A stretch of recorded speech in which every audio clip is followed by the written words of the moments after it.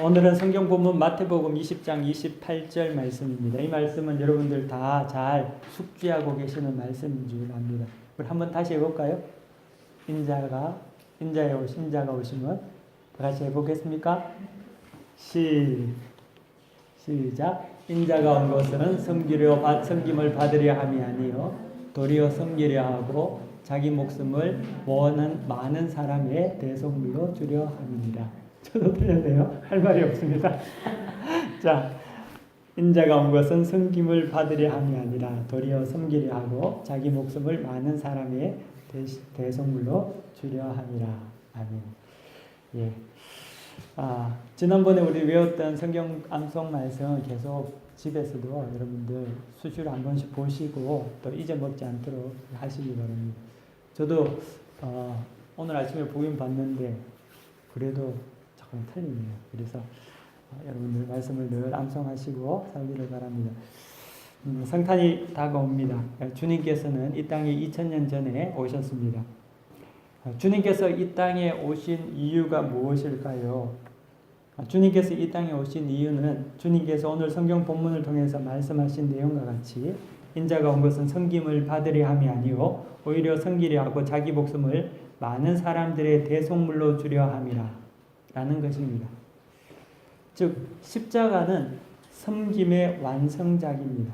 주님은 섬김의 하이라이트를 십자가라는 것을 통해서 우리에게 보여주셨다는 거죠.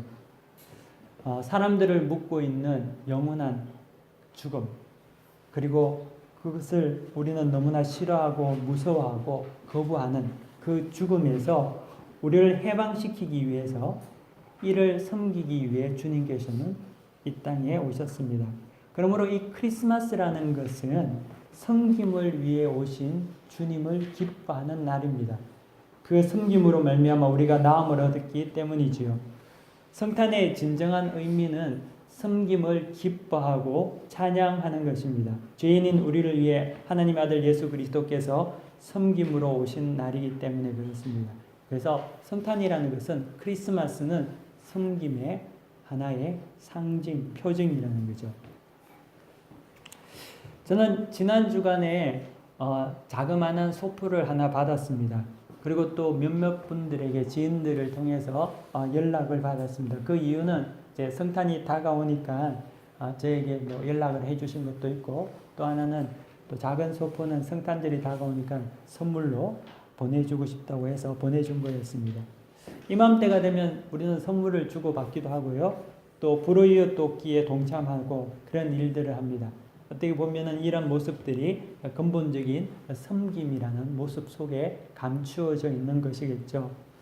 섬김으로 오신 주님을 본받아 섬기는 삶을 산다는 것은 하나의 어떤 우리 삶 속에서 늘 나타내야 하는 것입니다. 그런데 크리스마스가 다가오는 이 시점을 돌이켜 본다면은 우리가 이 예수님의 섬김의 상징인 크리스마스를 그 의미를 많이 퇴색하고 상실해 한 것 같다는 것을 느낍니다. 왜냐하면은 이제는 선물을 주고받고 뭐 이렇게 돕고 이렇게 하는 것들도 섬김보다는 어떻게 본다면 탐욕이 더 많고 사치와 유희가 더 많은 부분을 차지하고 있다는 거죠. 그래서 성탄 때가 되면은 우리는 위로받고 회복이 있고 감동이 있기보다는 물론 없다고는 말할 수 없지만 그것보다는 더 많이 우리는 크리스마스가 다가오면은 선물로 인해서 뭐 다른 어떤 것들로 통해서 소비가 더 많아지고요. 사치가 더 풍성해지고 욕망이 더 끓는 시기가 크리스마스 시즌이 되고 말았습니다. 또 한편에는 풍요하지만 한편에는 더욱더 비참한 소외감을 느끼는 때가 크리스마스 시즌이 아닌가 생각해 봅니다.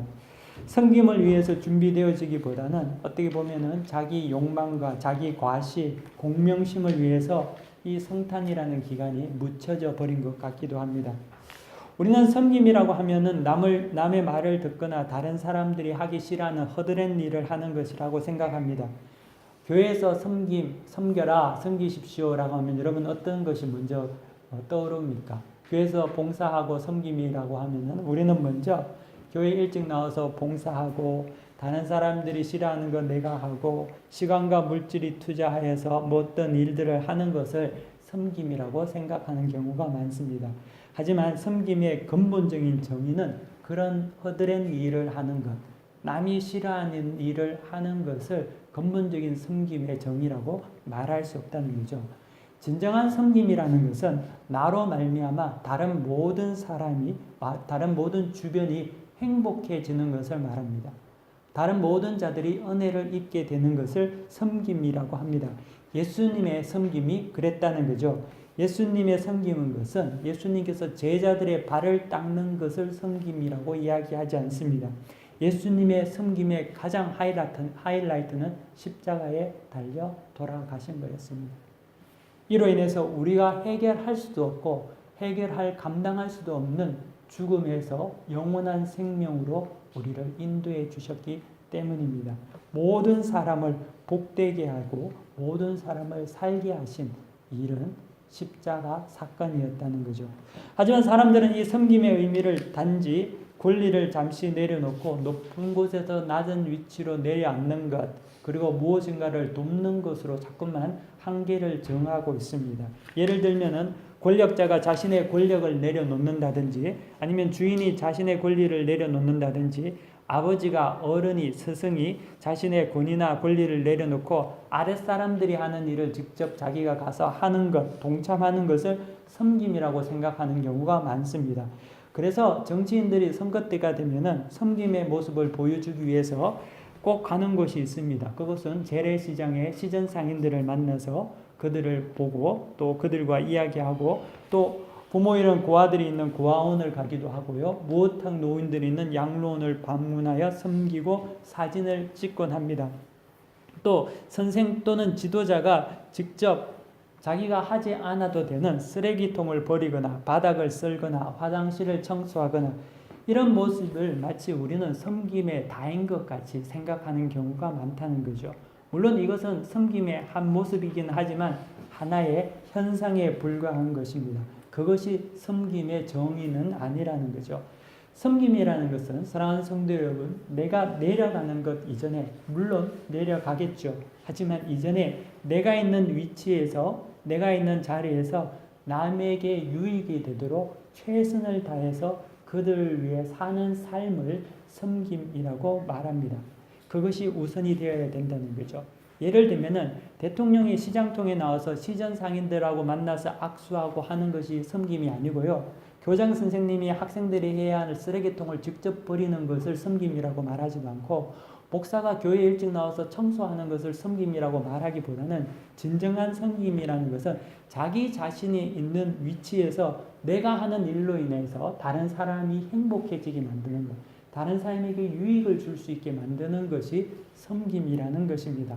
그러므로 대통령이 시장통에 찾아가서 시전상인을 만나기보다는 더욱더 국무에 자기의 자신의 일을 최선을 다하고 부정부패가 일어나지 않도록 감시하고 감찰하고, 국민의 행복 정진을 위해서 정상들을 만나고 국무위원과 국회의원을 만나는 그 일이 섬김이라는 거죠.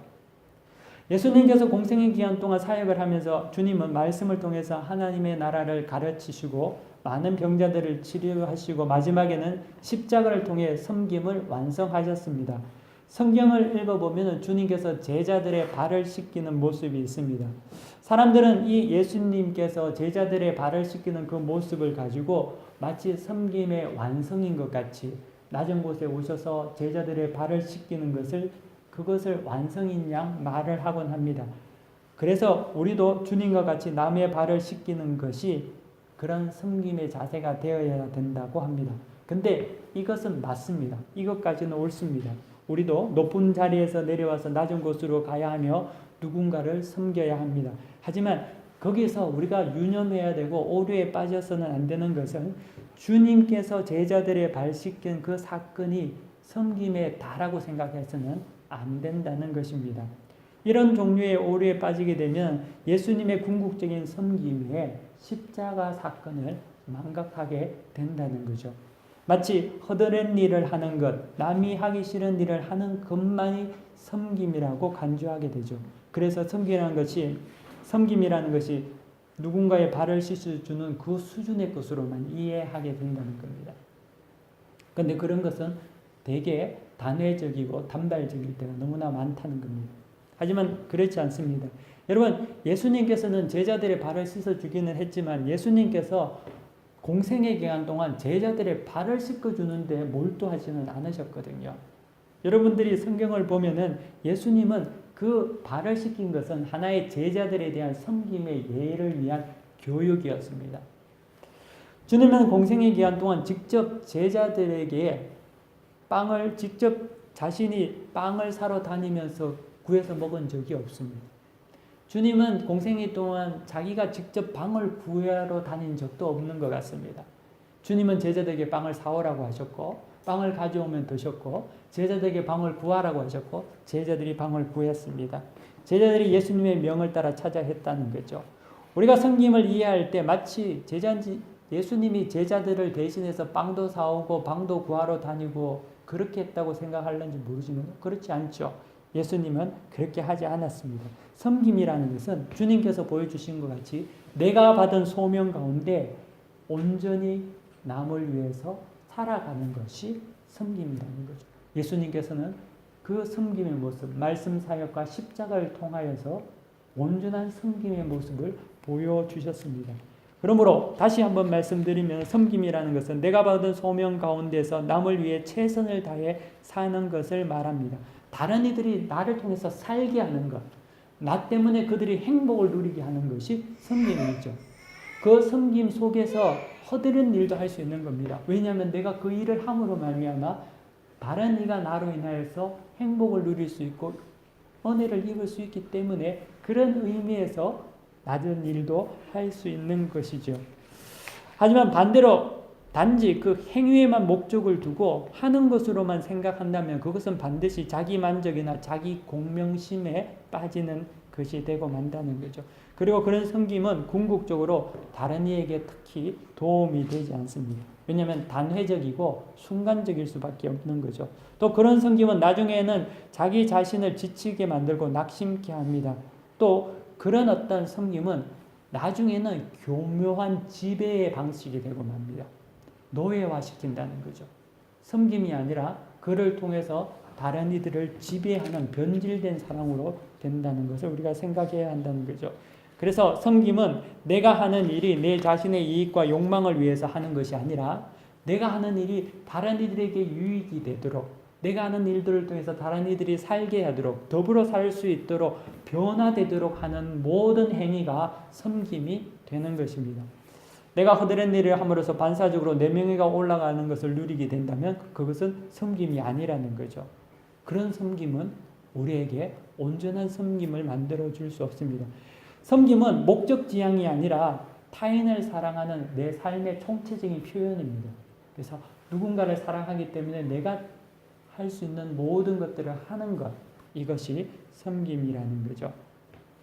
목사는 목회자로서 직분을 잘 감당함으로써 말씀의 영적 전문성과 하나님과의 깊은 교제를 통해서 성도를 가르칠 때 이것이 바른 섬김이 되는 거죠. 목사가 매주 다른 일하고 돌아다니고 그거 한다고 해서 그걸 섬김을 잘한다고는 말할 수 없는 겁니다. 근본적인 섬김이라는 것은 자기의 소임에 대해서 다른 이들 위해서 온전히 감당할 때 이루어지는 겁니다. 하나님께서는 성직만을 거룩하다고 말씀하지 않으셨습니다. 이곳에 있는 여러분 모두 목사나 선교사가 될 필요가 없습니다. 여러분들이 있는 곳이 성직이죠. 여러분이 가지고 있는 모든 하는 행위가 소명받은 일들이고 여러분들이 하는 일들을 통하여서 섬김이 이루어져야 한다는 거죠. 내 욕망을 추구하고 내 부를 최대 인생의 목적으로 살면서 시간 날 때 누구 좀 도와주고 돈 있을 때 누구를 도와주는 것을 섬김이라고 말하지 않는다는 거죠. 그러다가 허드렛 일 좀 해주는 것을 섬김으로 생각해서는 안 된다는 거죠. 섬김은 여러분이 있는 처소, 여러분의 직업, 여러분의 모든 것들을 통하여서 내 삶 속에서 타인을 위해서 이 일을 함으로써 누군가가 유익을 받게 되면은 그것이 섬김이 되는 것입니다. 그렇기 때문에 교회 나와서 섬기고 봉사한다는 범위를 넘어서서 일상의 6일의 삶 속에서 여러분들은 늘 모든 이들을 위해서 섬김의 삶을 살 수가 있는 것입니다. 예를 들면은 제품을 만드는 회사에서는 될 수 있으면 값싸고 좋은 제품을 만들어서 모든 이들이 잘 사용할 수 있도록 하게 하면은 그것이 섬김이 되는 겁니다. 비싸게 만들어서 정말 뭐 그걸 살 수 없게 만드는 것이 아니라 자기가 최선의 노력을 해서 좋은 제품을 만드는 것이 섬김이 되는 거고요. 자영업을 하는 자들은 정직하게 일하고 또 고용된 사원들의 생계를 잘 책임져 주는 것, 이게 섬김인 거죠. 그를 통해서 그 사람들은, 그 고용인들은 그로 말미암아 행복을 누릴 수 있는 그런 것들이 되지 않습니까?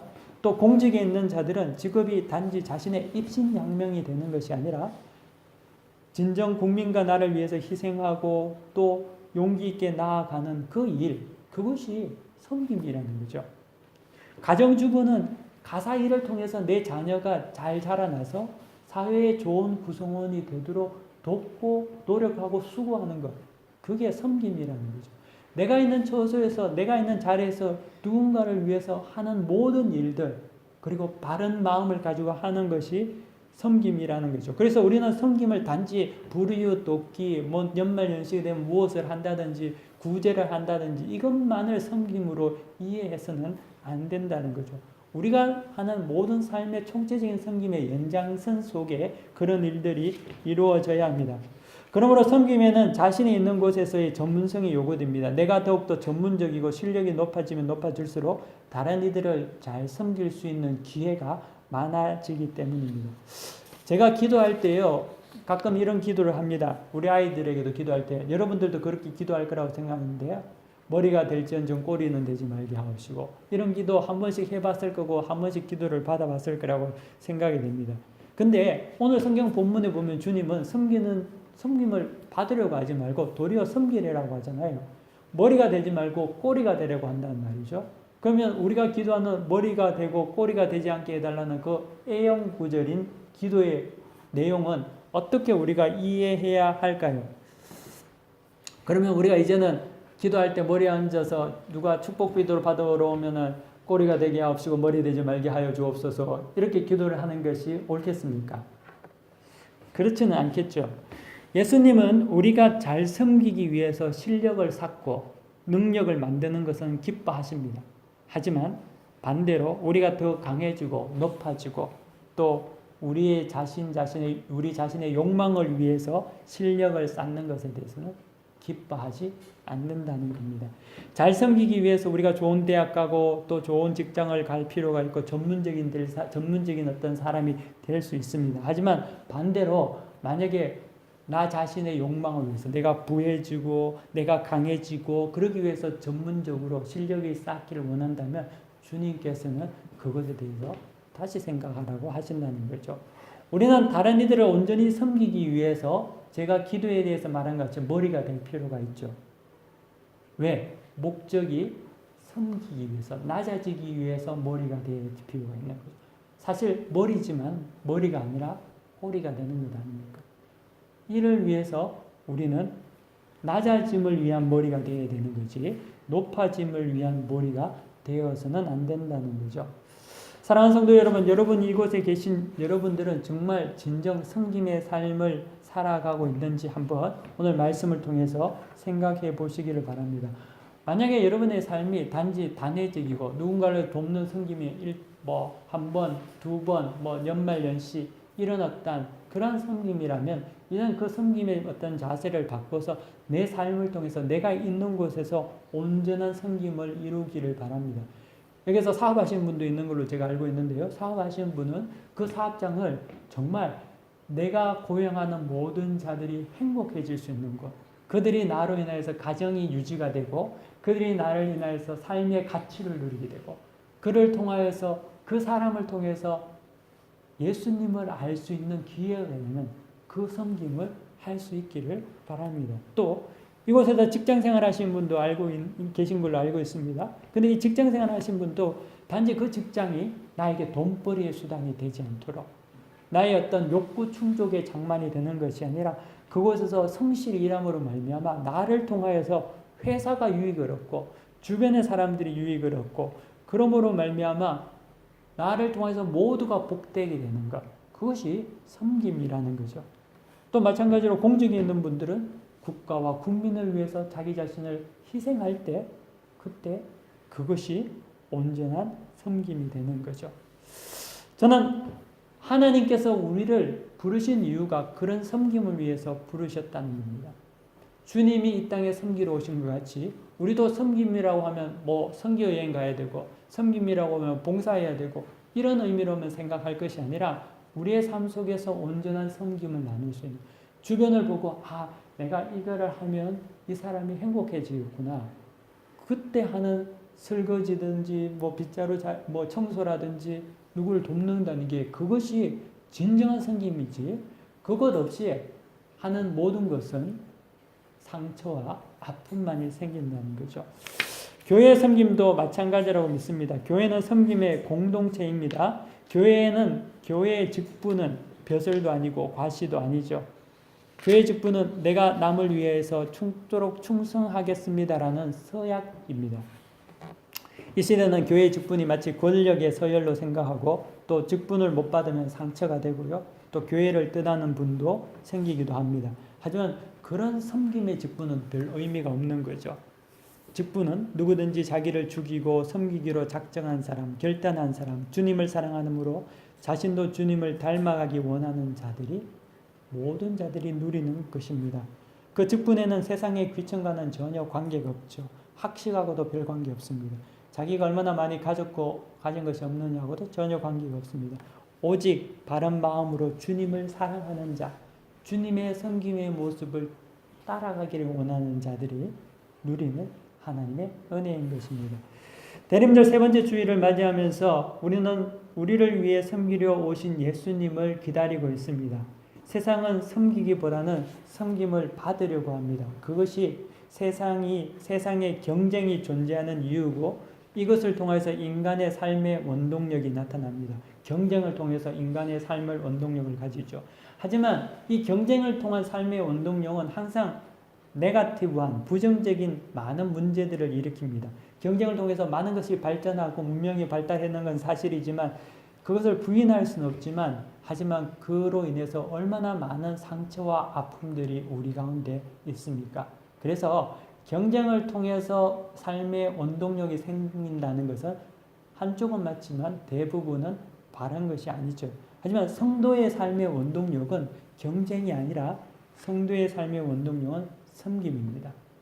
나로 인하여서 다른 사람들이 웃을 수 있는 기회를 만들어 줄 때, 누가 그 많은 것을 서로 해주고 싶은 그러한 마음들이 풍성해질 때 정말 완전한 행복한 열매를 모두가 먹게 된다는 거죠. 그것은 경쟁으로 인해 생기는 원동력과 질적인 차원이 다르죠.